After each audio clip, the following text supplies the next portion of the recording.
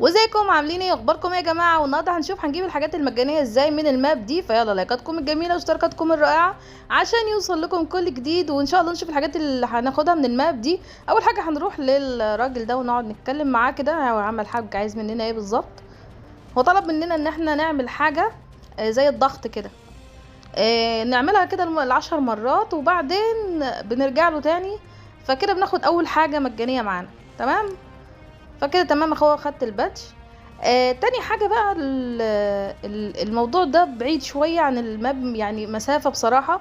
اول ما تلاقي الكوبري ده خد الكوبري كده لغاية الاخر، لان بصراحة انا يعني تعبت عشان الاقي الكوبري ده.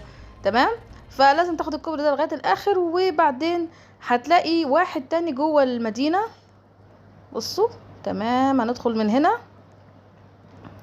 اهو. تمام، ده هيطلب مننا يا جماعة كام؟ 3000. مش عارفة ايه دي، اسمها ايه دي؟ الحركة الغريبة دي. تمام. فبعد ما عملتها طبعا خدت وقت طويل. انتوا بتعملوا ايه؟ بتعملوا الضغط دي بتاخدوا فلوس، فالفلوس دي بتشتروا بيها الحاجات دي. فبتديكوا ان انتوا تعملوا 3 بدل 2 وكده يعني. وكده انا خدت البادج، وبكده يا جماعة ينتهي الفيديو بتاعنا. ورب يكون عجبكم. ما تنسوناش بلايكاتكم واشتراكاتكم الجميلة عشان يوصلكم كل جديد. ويلا اقول لكم سلام.